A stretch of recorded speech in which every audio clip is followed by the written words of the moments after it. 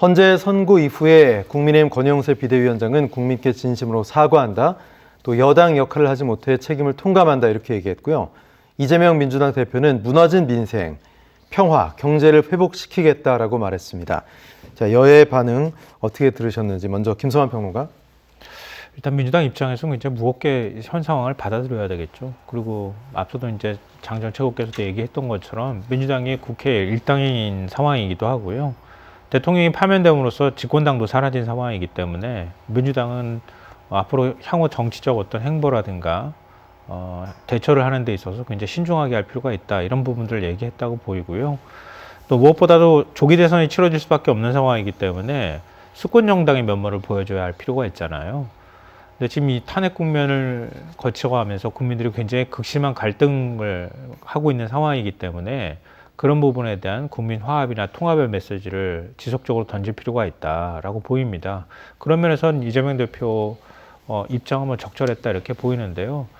다만 권영세 그 비대위원장의 모습은 조금 이해가 안 가는 측면은 있어요. 지금 입장에선 헌재 결정을 승복하겠다고 하는 입장을 밝히는 건 타당한데요.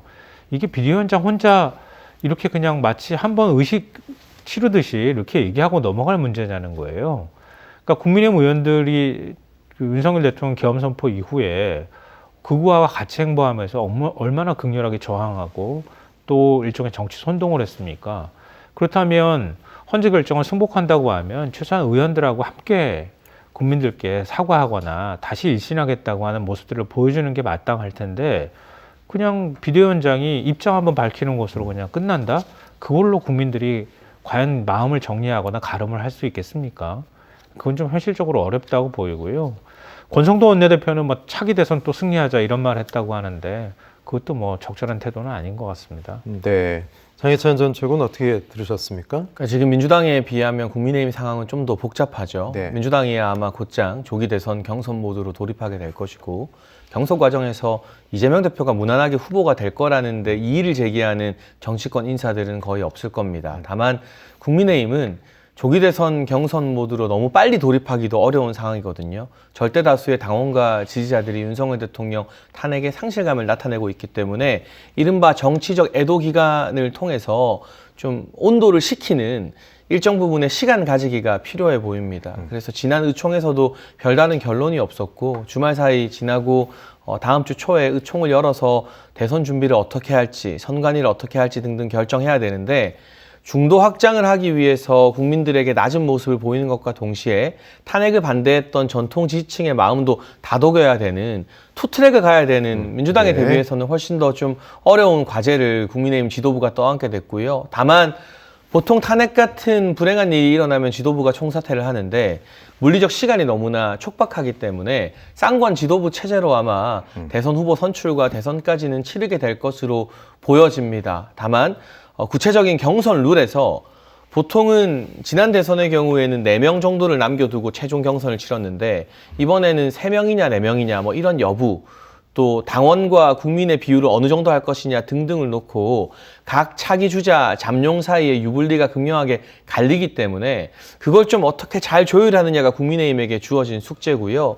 민주당은 가뜩이나 이재명 대표 중심으로 단결할 텐데 국민의힘은 차기 주자들 사이의 어떤 감정의 골이 경선 과정에서 깊어진다면 안 그래도 어려운 선거 지형에서 보수 결집마저 안 될 수도 있어서 앞으로 민주당 대비해서 훨씬 더 좀 험난한 길을 조기 대선 준비 과정에서 걸어 나가야 하지 않을까 싶습니다. 네, 어제 국민의힘 의총이 있었다고 하죠. 당내에 지금 친윤이 어쨌든 주류 계파를 형성하고 있는데 지도부를 향해서도 좀 원망의 목소리가 나왔다고 하고 뭐 패족 이런 자주 섞인 한탄까지 나왔었다고 합니다.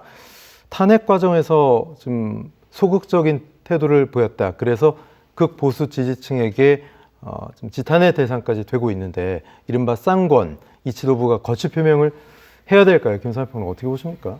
원래는 해야죠, 사실은. 지금 이 국면을 끌고 왔던 당사자들이기도 하고요. 국민의 오히려 외면을 받고 있는 상황 아닙니까? 또 보수는 지금 갈갈이 찢어져 있는 상황이고요. 또 그걸 마치 본인들은 그렇게 하지 않은 것처럼 얘기하면서 그렇게 행동하는 의원들을 묵인하고 방조했잖아요. 사실은 원래는 박근혜 전 대통령 때는요, 그때 비대위원장이 임명진 목사셨거든요. 임명진 목사는 그렇게 행동하거나 발언하는 사람을 징계하겠다고 얘기했었어요. 근데 지금은 그렇지 않잖아요. 오히려 사실상 묵인하고 동조한 건데요. 그런 면에서 책임을 안 진다고 하는 건 말이 안 되는데, 문제는 이제 장정훈 최고께서도 얘기했던 것처럼 대선까지 가는 시간이 너무 짧다는 거예요. 이 촉박한 시간 안에 다시 당대표를 뽑고 리더십을 만들어서 대선을 치른다는 건 현실적으로 그렇게 쉬운 건 아닐 겁니다. 물론 방법이 없지는 않아요. 왜냐하면 조기 대선 체제로 넘어가면 대선 후보만 뽑으면 당대표 존재감이 사실은 없어지는 거나 마찬가지거든요. 그러니까 차기 대선 주자를 후보를 뽑으면 당대표직을 그냥 동시에 같이 그만두거나 아니면 자연스럽게 캠프에 합류하는 방식으로 뭔가 현재의 문제를 해소하는 것도 하나의 방법은 될 것 같은데요. 저는 국민의힘이 당분간 태세 전환을 하거나 또 새로운 리더십을 만들기는 쉽지 않아 보여요. 지금 대선 후보가 뭐 한 10명이다 이런 소리도 나오지만 그 대선 후보를 중심으로 해서 당의 리더십이 만들어질 가능성도 별로 없어 보이고요. 그럼 이 혼란을 수습하기 위해서는 제일 1순위로 해야 되는 건 윤석열 대통령 손절하는 겁니다. 출당을 하든 윤 대통령이 탈당을 하든 조치를 먼저 취해야 되는 거예요. 그래야 강경보수, 극우의 목소리가 당으로 들어오지 못하게 되거든요. 둘째로는 당이 여러 가지 목소리가 나올 수 있도록 해줘야 되는 거잖아요. 근데 지금 오히려 더 윤 대통령 그 계엄이나 계엄 선포 이후에 오로지 윤 대통령을 보호하기 위해서만 갔던 사람들, 지금 뭐 슬금슬금 발 빼고 있는데, 이런 태도를 바꾸려고 돌변하면서 그때그때 상황에 따라서 단순히 표 계산만 하는 이른바 정치꾼이라고 불릴 수 있을 만한 정치인들하고 이제는 어떤 방식으로든 결별하지 않으면 안 된다. 그 결별의 수순들을 이번 대선 기간 동안까지 밟을 수 있을지 모르겠지만, 앞으로 만약에 대선에서 승리하든 패배하든 상당 기간 동안의 그 과정들을 국민의힘은 밟아나가야 될 수밖에 없을 것이다라고 봅니다. 네, 국민의힘은 윤 대통령 파면으로 3년 만에 집권 여당 지위를 잃었죠. 2017년 박근혜 전 대통령 탄핵이 두 번째인데, 지금 김성환 평론가 윤 전 대통령을 빠르게 손절해야 국민의힘이 살 길이다 이렇게 이야기하셨거든요. 장 전 최고 어떻게 생각하십니까? 그 경선 과정에서 특히 윤 전 대통령과의 관계 설정이 상당히 중요할 텐데요.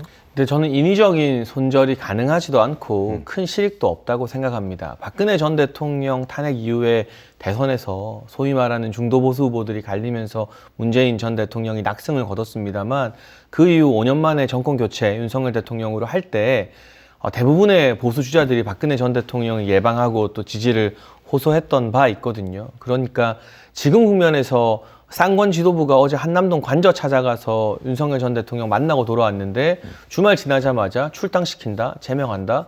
오히려 그런 오락가락한 행보가 전통 지지층의 결집마저 흐트러뜨릴 여지가 있고요. 다만 윤석열 전 대통령의 마지막 메시지로 미루어 관측하건대 일각에서 우려하거나 전망하는 것과 달리 국민의힘 대선 경선 과정이나 앞으로의 정치 일정에 직접 참여하면서 정치적인 메시지를 낼 가능성 저는 낮다고 생각합니다. 왜냐하면 보기에 따라 윤석열 전 대통령의 메시지가 부족하다는 분들도 있겠지만 정치 전문가들이나 평론가들의 예상보다는 훨씬 더 절제된 상태에서 헌재의 결정을 승복하는 형태였기 때문에 이후 경선 가도에서도 뭐 특정 후보를 만난다던가 특정 후보를 밀어준다던가 하는 방식은 취하지 않을 것 같아요. 그리고 그렇게 특정 후보를 지지하는 게 윤석열 전 대통령의 정치적 입지에 결코 도움이 되는 길도 아니고요. 그래서 막 인위적인 선절, 무리한 제명보다는 각각의 대선 주자들이 나오면 아무래도 관심이 새로운 차기 주자들과 경선 구도로 옮겨가지 않겠습니까?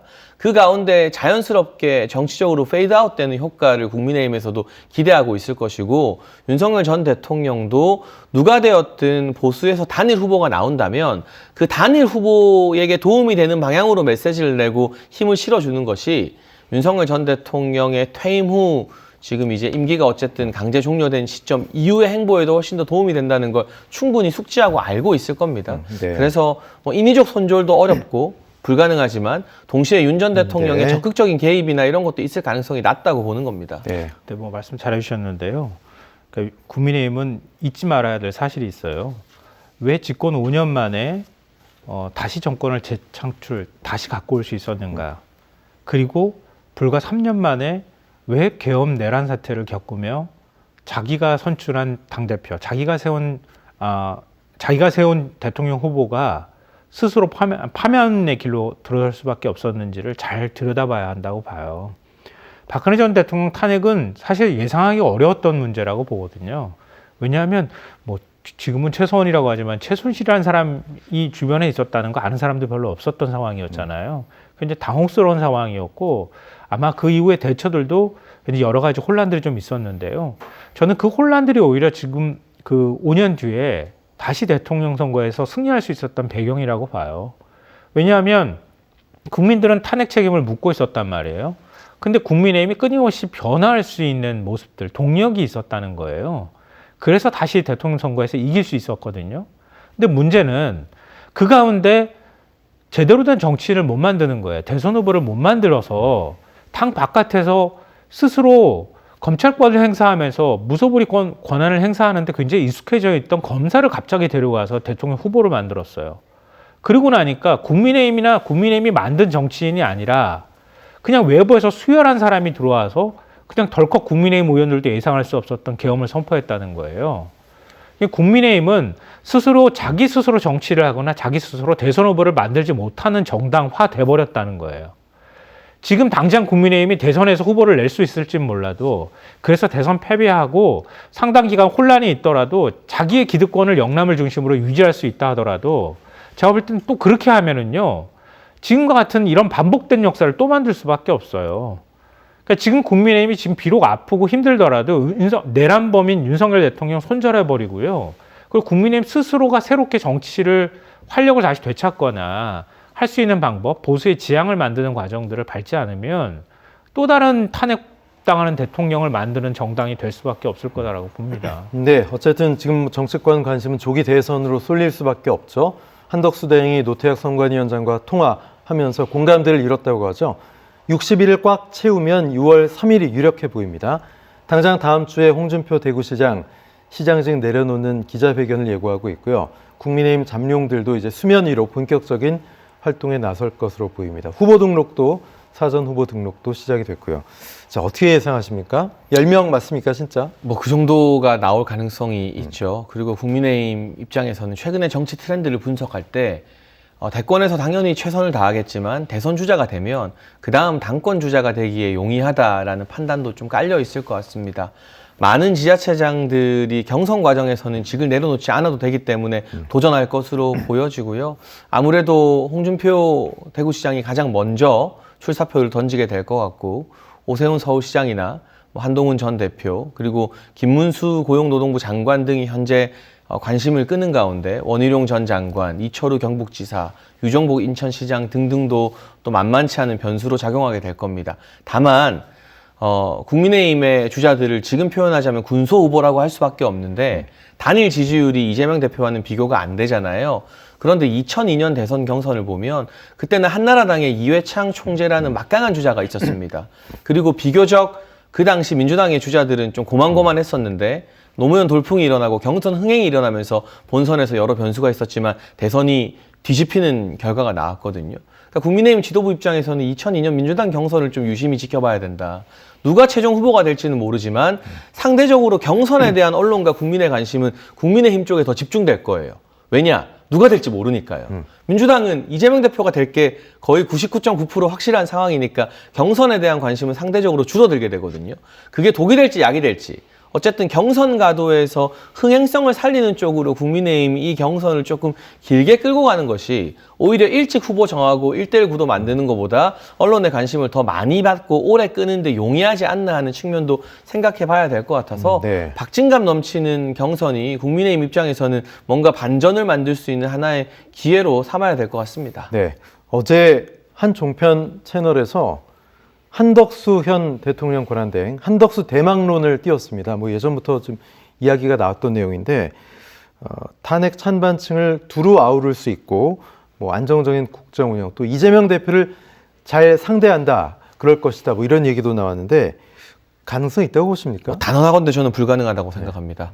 왜냐하면 선거 관리를 해야 되는 막중한 권한대행 체제에서 본인이 선거 나오겠다고 뛰쳐나오는 건 정치 도 이상 맞지 않고요. 네. 제가 한덕수 총리님 직접 뵙기도 했는데 이제 말년에 나라를 위해 봉사하겠다는 유일한 어떤 신념으로 이 직을 수행하고 있는 것이지 본인의 정치적 야망이나 다음 행보에 대한 욕심 자체를 드러내는 분은 아니어서요.